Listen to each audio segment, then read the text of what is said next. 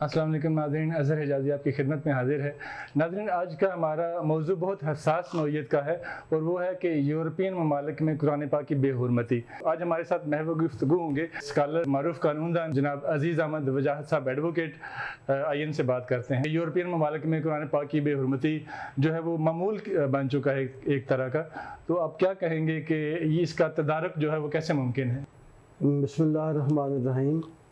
Thank you जाजी साहब, आपने मुझे कितने इम्पोर्टेंट मौजू पे बात करने का मौका दिया।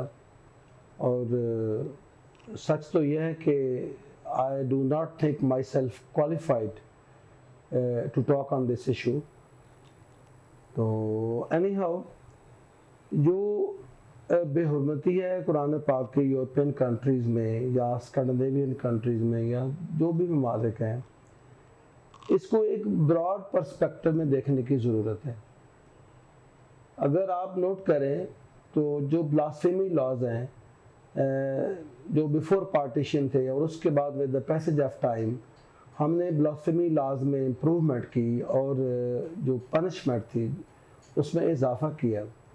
But with the passage of time जैसे जैसे हम कानून को सख्त करते गए, ब्लास्फेमी के जो केसेस हैं उनमें भी इजाफा होता गया।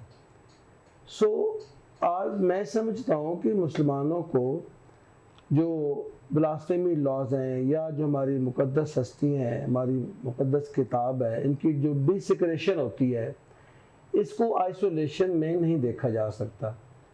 ये आज के दौर में मजहबी के अलावा ये एक मुआशी इशू है और दुनिया का ये असूल है कि सिर्फ उन लोगों की बात सुनी जाती है, उनकी बात को इज्जत दी जाती है जिनकी पॉकेट्स डीप होती हैं। हम लोग जो हैं, हम एक तरफ तो उसी यूरोप से जाके कर्ज़े मांगते हैं, हमारी मुआशियात इंतहाई कमज़ोर है और इस कमज़ोर मुआशियात के साथ हम ये चाहते हैं कि वो हमारे कवानीन की इज़्ज़त करें या वो जो हमारे सेंटीमेंट है, हमारी जो रिलीजियस फीलिंग है, इसका वो एहतराम करें। तो वो क्यों करेंगे?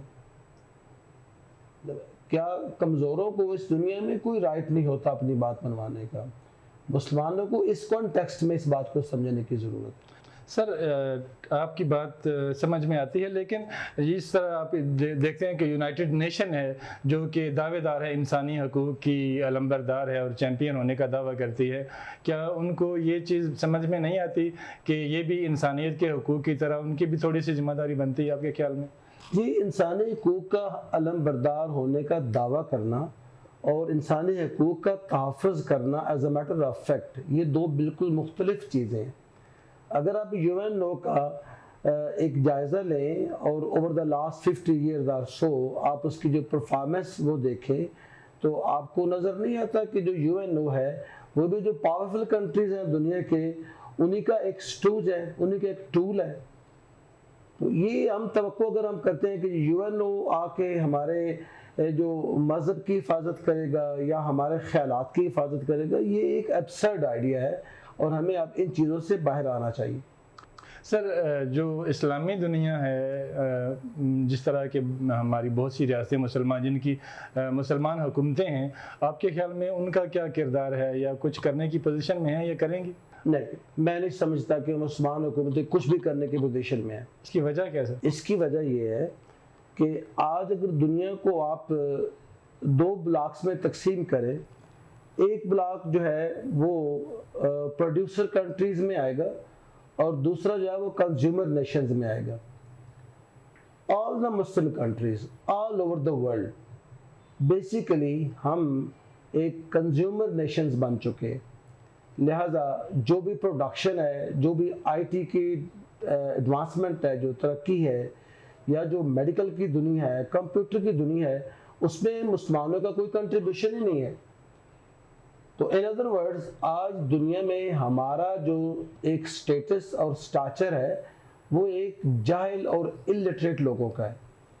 लिहाजा जो मुस्लिम कंट्रीज हैं या जो मुस्लिम गवर्नमेंट्स हैं, जब कोई इस किस्म का वाक़या होता है पूरी दुनिया में जिसमें डिसेक्रेशन होती है कुरान पाक की या हमारी मुक़द्दस हस्तियों को डिसैक्टिफाई किया जाता है, तो रिजल्टेंटली क्या होता है कि हम अपने शहरों में, अपने बाज़ारों में जुलूस निकालना शुरू कर देते हैं, अपने रोड्स बंद कर देते हैं, अपने कारोबार बंद कर देते हैं।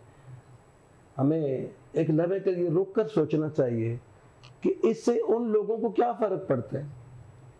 हम अपना टाइम वेस्ट कर रहे हैं, अपने बाज़ार बंद कर रहे हैं, अपने रोड्स बंद करके लोगों को तकलीफ़ दे रहे हैं। मैं मानता हूँ कि प्रोटेस्ट होना चाहिए, लेकिन प्रोटेस्ट, खाली प्रोटेस्ट से आपको आपके हकूक़ नहीं मिलते। आपके पास दो ताकतों में से एक हर सूरत में होनी चाहिए।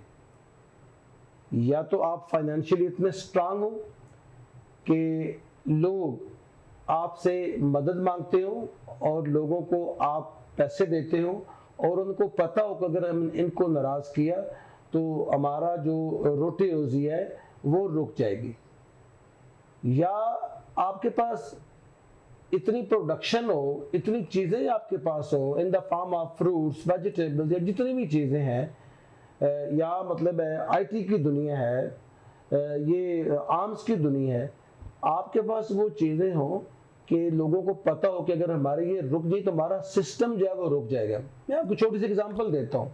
अब पाकिस्तान डिफेंस सिस्टम में F-16 एक मॉडर्न तैयारा है, एक एयरक्राफ्ट है जो बहुत महंगा ज़ाहिर हम खरीदते हैं अमेरिका से।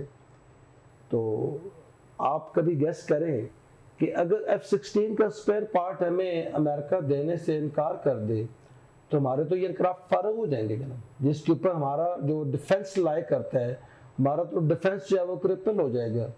So this is how America हमारी मजबूरी है, हम अमेरिका की मजबूरी नहीं है। सर आपने बहुत अच्छी मिसाल दी, लेकिन जो हमारे हुक्मरान हैं और जो हमारे पॉलिसी मेकर हैं और जो इस मुल्क के कर्ता धर्ता हैं, उनको ये चीज़ें खरीदते वक्त या इस तरह की पॉलिसी बनाते वक्त इस चीज़ का इदराक नहीं होता कि हम क्या करने लगे, या दूसरे लफ्ज़ों में उनको इस चीज़ से गर्ज नहीं है कि कोई क्या करेगा। नहीं, इसमें मैं नहीं कुछ कह सकता कि उनको इदराक होता है या नहीं होता, लेकिन मैं एक चीज़ समझता हूँ When I look at Muslim rulers, बेशक वो पाकिस्तान हो या दुनिया का मोस्टली जो दुनिया के मुसलमान ममालिक हैं, मुझे उनकी तरजीहात में ये चीज़ नज़र नहीं आती कि उनकी ये तरजीह है कि हमने अपने कौम को, जिसको हम मतलब है एक अलग एक मुस्लिम दुनिया है, हम उसको अपने पाँव पे खड़ा करना चाहते हैं। उनकी ये तरजीह नहीं है, और इस तरजीह ना होने की वजह से ही मेरा ये ख्याल है कि हम हमारे मुस्लिम ममालिक ने न तो वो इंडस्ट्री लगाई है। तो सर हमारी अपनी भी कोई ये तरजीह नहीं है कि हमें अपने पाँव पे खड़ा होना है।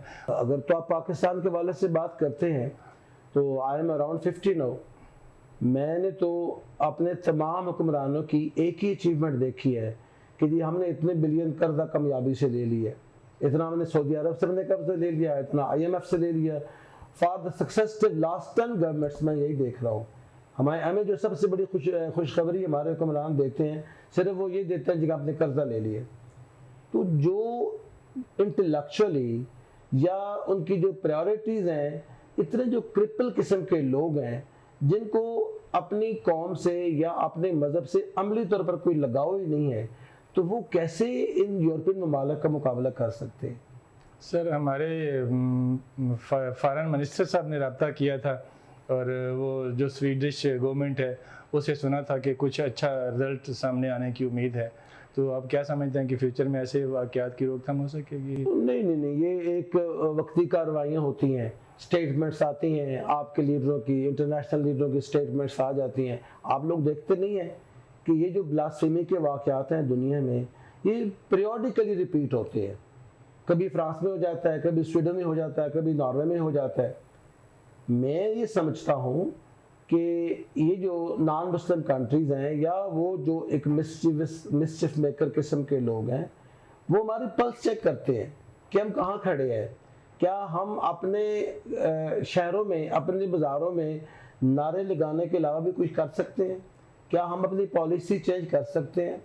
और मैं आपको बड़ी इंटरेस्टिंग बात बताऊँ, ये जितने लोग ब्लास्फेमी के इशू पर फॉर एग्जांपल स्वीडन के ख़िलाफ़ नारे लगा रहे हैं, आज इनको स्वीडन का वीज़ा मिले, इनमें से 90% लोग फ़ौरन चले जाएंगे जनाब।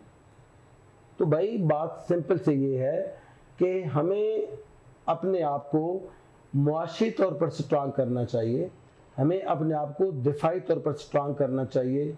जब तक हमारी मुआशियात, हमारी फाइनेंस ठीक नहीं होती है, जब तक हम अपने पाँव पे खड़ा नहीं होते हैं, वो हमारे खाने पीने की अशिया हो या वो आईटी की दुनिया हो, कंप्यूटर की दुनिया हो, हमारी एजुकेशन हो या हमारा असला हो, हमारे हथियार हो, हमारा दिफा हो, जब तक हम इन तमाम एरियाज में सेल्फ सफिशिएंट नहीं होते हैं, इनमें हम इंडिपेंडेंस हासिल नहीं करते हैं, तो हम दुनिया को डिक्टेट नहीं कर सकते हैं। आप कभी भी उन लोगों को डिक्टेट नहीं कर सकते हैं जिनसे आप मदद मांगते हो, जिनके आप मातहत हो। ये तो लॉ ऑफ नेचर के खिलाफ है। एक कमज़ोर ताकतवर को कैसे डिक्टेट कर सकते हैं जनाब? जो हमारा आज का मौजू है, इस पे किसी गवर्नमेंट ने या किसी सियासी पार्टी ने इसको अपनी तरजीहात में शामिल नहीं किया, तो इसका मतलब तो साफ साफ ये होगा कि हमारा अपने पाँव पे खड़ा होना किसी भी सियासी पार्टी का मंशूर नहीं है। तो फिर अगर ये है, जैसा कि मैं आपसे अर्ज़ कर रहा हूँ, अगर ऐसा है तो फिर हम क्या कर रहे हैं? हम हर 5 साल बाद इंतखामी अमल का हिस्सा भी बनते हैं, हुकूमतें बनती हैं, टूट जाती हैं, हमारा किरदार कहाँ रह गया सर? देखिए, आपने कहा कि ये किसी भी पार्टी की तरजीह नहीं होता है। अगर तो आपके सवाल का मतलब जो मैं समझाऊँ, अगर तो वो ये है कि कोई भी सियासी पार्टी जो है वो इस तरजीह के साथ नहीं आती इलेक्शन में कि हम दुनिया से कुरान पाक की और अपनी मुक़द्दस हस्तियों की ताज़ीम व तकरीम करवाएंगे, तो मैं फिर यही सवाल करूँगा, ओके, अगर कोई पार्टी ये स्लोगन लेके भी आ जाती है तो वो कैसे उनको गाइड करेंगे, कैसे उनको वो ड्राइव करेंगे, हुक्म करेंगे कि आपने ये काम करना है, ये काम नहीं करना है? अगेन, जो प्रैक्टिकल चीज़ है वो सिर्फ और सिर्फ ये है कि आप इतने स्ट्रांग हो, आपके बाजू में इतनी ताकत हो कि दुनिया के लोगों को पता हो कि अगर हमने इनके जज्बात के साथ खेला तो हमें इसके कॉन्सिक्वेंसेस फेस करना पड़ेंगे। एक रिसेंट एग्जांपल है, रेमंड डेविस ने हमारे 2 शहरियों को ब्रॉड डे लाइट में मार दिया। जब उसकी बीवी का इंटरव्यू आ रहा था, जब वो यहाँ से बरी होके वापस चला गया, तो उसकी वाइफ से किसी जर्नलिस्ट ने पूछा कि when your husband was in captivity in Pakistan, तो what do you used to think? तो उसने कहा मुझे कोई परेशानी नहीं थी, because my husband was working for America, और मैं जानती थी कि अमेरिका जो है मेरे हस्बैंड को वापस लेके आएगा। तो ये ताकत होती है कि जब रियासतें ताकतवर होती हैं, अपने शहरियों के वो पीछे खड़ी होती हैं, अपने शहरियों का वो तहफ़्फ़ुज़ करती हैं। हमारे यहाँ तो ये भी मिसालें मौजूद हैं कि हमने डॉलर लेके अपने लोग अमेरिका के हवाले कर दिए। हमारे यहाँ तो ये मिसालें भी मौजूद हैं कि हमने डॉलरों की खातर अपनी खारजा पॉलिसी सेट की। आपने अफगानिस्तान का ऑर्डिनर देख लें, कितनी दफ़ा अपने पॉलिसीज चेंज की हैं। हम वहाँ पे होली वॉरियर क्रिएट करते हैं for the sake of dollar, फिर जब हम एक नया फेज आता है तारीख का, उन्हीं होली वॉरियर्स को हम टेररिस्ट करार देते हैं, again for the sake of dollar. तो जिन लोगों का स्टैंडर्ड ये हो कि डॉलर्स की खातर उन्होंने अपनी पॉलिसीज बनानी हो और उनकी ये तरजीहात में ना हो कि हमने अपने मुल्क को, अपनी मुआशात को कैसे मजबूत करना है, सर वो दुनिया में अपनी इज्जत या अपने मुक़द्दस हस्तियों की इज्जत कैसे करवा सकते? एक वक्त था मुस्लिम खातून कोई मसला होता था तो तीसरे बर आज़म से उसकी मदद को मुसलमान जो हुक्मरान था वो पहुंच जाता था। जिस दौर की आप मिसाल दे रहे हैं ना, तो जो मैंने पहले गुजारिशात की हैं, आप उस बात को सेकंड कर रहे हैं कि ये वो दौर था जब मुसलमान पावरफुल थे, जब मुसलमान इंडिपेंडेंट थे, और उस वक्त किसी राजादार को ये जरूरत नहीं होती थी कि मुसलमान औरतों को कैप्टिवेट कर ले और उनको आज़ाद करने से इनकार कर दे, वरना वहाँ मोहम्मद बिन कासिम आ जाता था। और आपको शायद ये सुनकर हैरानी होगी कि जब वही वाक़या, उस वाक़े में जब हज्जाज बिन यूसुफ ने मोहम्मद बिन कासिम को भेजा अपने लोगों को आज़ाद करवाने के लिए, तो इससे पहले वो 2 अटेम्प्ट कर चुका था जो कि नाकाम हुई। मोहम्मद बिन कासिम की तीसरी अटेम्प्ट थी। तो हज्जाज बिन यूसुफ और यू कैन से मुस्लिम जो रियासत थी वो इतनी कंसिस्टेंट थी, इतनी खुददार थी कि उन्होंने उस वक्त तक इस काम को छोड़ा नहीं है जब तक उन्होंने बाइज़ तरीके से न सिर्फ अपने लोगों को आज़ाद करवाया बल्कि आके आधे हिंदुस्तान के ऊपर कब्जा कर लिया। This is how the world works. ये जो ये जो माफिया मांग के मिन्नतें करके ना तो आज़ादियाँ मिलती हैं ना मिन्नतें करके इज्जतें मिलती हैं, ये कॉन्सेप्ट ही गलत है। अच्छा सर, फ्यूचर में जहाँ पे करोड़ों मुसलमान बसते हैं दुनिया में, तो अब हमारे लिए क्या है आपके ख्याल में कि इस वक्त आज के मुसलमानों को क्या करना होगा, इंडिविजुअली बतौर रियासत, या अगर कोई इस तरह का वजूद किसी रियासत का बनता होगा, या आप इस तनाज़ुर में आखिर में क्या कहेंगे आप? जी साफ जाहिर है कि कौमें बनाने में सबसे पहले रियासतों और फिर इदारों का बड़ा किरदार होता है। मुसलमानों को एक लम्हे के लिए रुक के अपनी तरजीहात को डिफ़ाइन करना चाहिए, अपने कॉन्सेप्ट्स क्लियर करने चाहिए, और अगर वो चाहते हैं कि उनको इस दुनिया में कोई काबिल इज़्ज़त मकाम हासिल हो और वो लोगों के साथ बराबरी पे खड़े हो सकें, तो फिर जनाब उन्होंने आज के दौर के मुताबिक साइंस की दुनिया में, मेडिकल की दुनिया में, इंजीनियरिंग की दुनिया में, आईटी की दुनिया में उन्होंने अपने आप को दुनिया के बराबर लाना होगा। अगर आगे नहीं जा सकते हैं तो उन्होंने अपना डिफेंस मजबूत करना होगा, उन्होंने अपना दिफा मजबूत करने के साथ साथ अपनी मुआशरात मजबूत करना होगी, और इसके अलावा उन्होंने हर वो चीज़ पैदा खुद करना होगी जिसकी उनको ज़रूरत है, और फिर दुनिया को प्रोवाइड करना होगी। जब आप कंज्यूमर नेशन से निकल के एक प्रोड्यूसर दुनिया में आएंगे तो आपकी इज्जत होगी। कंज्यूमर नेशन से निकल के प्रोड्यूसर नेशन तक आना है। सर, उम्मीद की कोई किरण भी है आपके ख्याल में कोई? अच्छा, ये बड़ा इंटरेस्टिंग सवाल है आपका। तो आई एम नॉट पेसिमिस्ट, अल्हम्दुलिल्लाह मैं ऑप्टिमिस्ट हूँ, लेकिन मुझे राइट नाउ स्पेसिफिकली पाकिस्तान में या वो मुस्लिम कंट्रीज़ के जो जिनके पास वसाइल हैं, जिनके पास दौलत है, मुझे तो वहाँ ऐसा ना तो कोई लीडर नज़र आता है, ना कोई इदारा नज़र आता है जो इस लेवल पे काम कर रहा हो कि आफ्टर अ डेकेड और 2 और सो हम एक नई फार्म में नई पावर के साथ दुनिया के सामने आ सकेंगे। फिलहाल तो ऐसी मुझे कहीं कोई एक्टिविटी नज़र नहीं आती। अच्छा सर, इस वक्त जो मुसलमान हैं वो बेचारे तो कोई शिया है, कोई सुन्नी है, कोई देवबंदी है, तो मुख्तलिफ फ़िरक़ों में बैठे हैं। तो अब अगर इंडिविजुअली अगर हम मुसलमानों की बात करें, मैं आप जिस तरह के हम सब मुसलमान हैं, लेकिन हमें क्या करना होगा आप जिस तरह के हमें के अपने हिस्से का दीप जलाने के लिए? देखें जी, ये एक बड़ा मुश्किल काम है, इंडिविजुअल लेवल पे ये नहीं हो सकता। आप तो शिया सुन्नी की बात कर रहे हैं, अब तो हम शिया सुन्नी को बहुत पीछे छोड़ के आ गए हैं। आज तो पाकिस्तान में या शियाने इमरान हैं, या शियाने नवाज शरीफ हैं, या शियाने जरदारी हैं। हमारे यहाँ तो पॉलिटिकल सेक्ट पैदा हो गई हैं, और वो इतनी स्ट्रांग है कि हमारे यहाँ पढ़े लिखे लोग, बेशक वो प्रोफेसर हों, वो डॉक्टर्स हों, वो लॉयर्स हों, वो हर बंदा अपने एक सेगमेंट के अंदर खड़ा नज़र आता है, और दूसरी पार्टी की उसको कोई खूबी नज़र नहीं आती, और अपनी पार्टी की उसको कोई खामी नज़र नहीं आती। जहाँ पे हम इतना एक किस्म के वाटर टाइट कंपार्टमेंट इंटेलेक्चुअली जब हम उनमें रहते हों, तो हम एक ब्रॉड थिंकिंग के साथ, एक ओपन माइंड के साथ सामने कैसे आ सकते हैं? इसके लिए भाई आपको अपनी तालीमी तरजीहात सेट करना होगी। आपने अपनी तालीम के अंदर, अपने इदारों के अंदर हमें कुरान पढ़ाना होगा। कुरान हम तो कुरान पढ़ते हैं सिर्फ सवाब के लिए। अगर आप देखें कि हमारे यहाँ हम सिर्फ 6 ख़त्म पढ़ लेते हैं रमज़ान शरीफ में, 10 ख़त्म पढ़ लेते हैं। कभी किसी ने कोशिश की है कि जो मैं पढ़ रहा हूँ इसको समझने की कोशिश? आपके ख्याल में कि दर्स कुरान मेरी बड़ी सिंपल सी बात है कि जो सबसे बड़ी किताब साइंस की है और आइन की किताब है, जो मुआशरात की किताब है, जब हम उसको तोते की तरह पढ़ रहे होते हैं, हमें पता नहीं होता हम क्या पढ़ रहे हैं।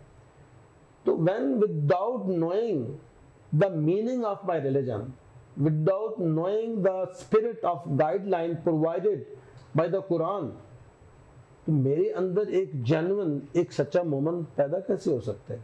हाँ, मैं सड़कों पे खड़े होकर फॉर द टाइम बीइंग नारे तो लगा सकता हूँ, लेकिन आप यकीन करें, जब मुझे भी स्वीडन का वीज़ा ऑफ़र होगा या अमेरिका का वीज़ा ऑफ़र होगा, तो मैं प्रेफर करूँगा कि ठीक है यार, मैं वहाँ जाके अपना कम से कम डॉलर तो कमाऊँ ना, बाकी बात बाद में, रोजी रोटी का बंदोबस्त क्या कर लें बाकी। Yes sir.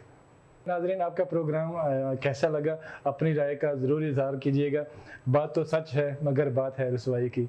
इजाज़त दीजिए। अल्लाह